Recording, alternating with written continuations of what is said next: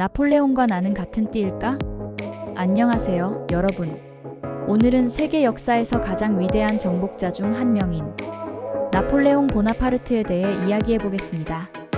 그는 가난한 집안에서 태어나 프랑스의 황제까지 오른 인물인데요. 그의 띠와 운세를 분석하면서 그의 삶이 어떻게 운명과 연결되었는지 살펴보겠습니다. 나폴레옹이 성공과 몰락을 반복한 이유는 무엇이었을까요? 그의 띠가 보여주는 특징은 그의 인생에 어떤 영향을 미쳤을까요? 흥미로운 이야기 속으로 함께 들어가 봅시다. 1. 나폴레옹의 출생과 띠 분석. 나폴레옹 보나파르트는 1769년 8월 15일 프랑스 코르시카 섬에서 태어났습니다. 그의 생년을 띠로 분석하면 1769년은 뱀띠의 해입니다. 뱀띠는 지혜롭고 계산적이며 직관이 뛰어난 특징을 가지고 있습니다. 또한 전략을 잘 세우며 위기를 기회로 만드는 능력이 있습니다. 이 특징은 나폴레옹의 생애와도 완벽히 일치합니다. 그는 어린 시절부터 뛰어난 두뇌를 가졌고 자신만의 방법으로 어려움을 돌파하는 능력을 키웠습니다. 뱀띠는 특히 자신의 목표를 향해 집요하게 나아가는 성향이 강합니다. 나폴레옹 역시 프랑스 군대에서 빠르게 승진하며 젊은 나이에 프랑스 혁명의 혼란 속에서 기회를 잡았습니다. 그가 1799년 쿠데타를 일으켜 권력을 잡은 것은 단순한 우연이 아니었습니다.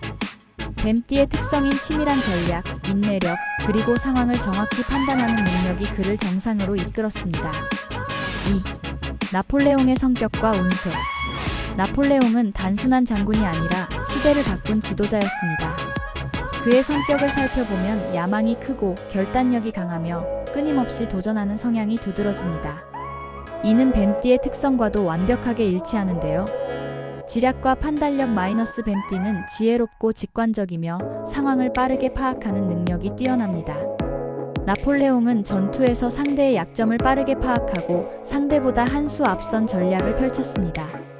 강한 야망 마이너스 뱀띠는 야망이 크고 목표를 이루기 위해 어떠한 노력도 마다하지 않는 성향이 있습니다.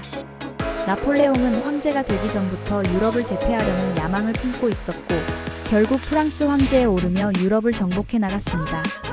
고독한 성향 마이너스 뱀띠는 외유내 강의 성격으로 주변 사람들과 깊은 유대감을 형성하기보다는 자신의 길을 묵묵히 가는 경우가 많습니다. 나폴레옹은 많은 부하들을 거느렸지만 궁극적으로는 자신의 판단을 신뢰하는 성향이 강했습니다. 이처럼 그의 성격과 뱀띠의 특징은 강한 연관성을 가지고 있으며 그의 운명 역시 이러한 성격에 따라 흘러갔다고 볼 수 있습니다. 3.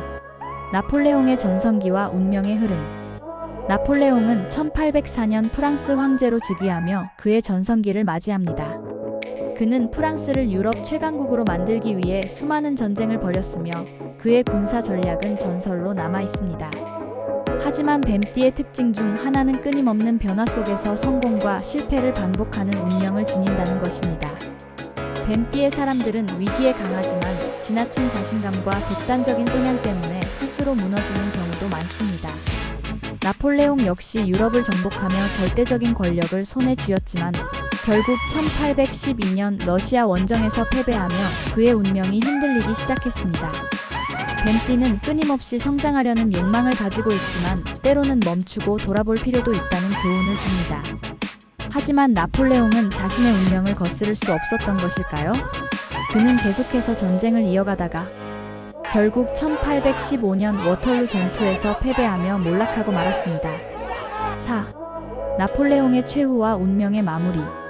1815년 워털루 전투에서 패배한 나폴레옹은 영국에 의해 세인트 헬레나 섬으로 유배되었습니다.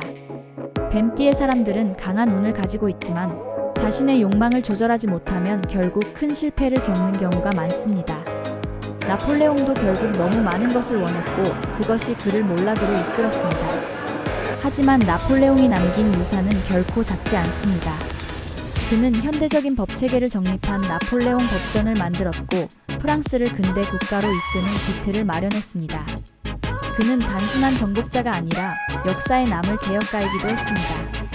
뱀띠의 특징인 강한 통찰력과 변화에 대한 적응력이 그를 위대한 지도자로 만든 것이죠. 오늘은 나폴레옹의 띠와 운세를 분석하며 그의 성공과 몰락이 운명과 어떻게 연결되었는지를 살펴보았습니다.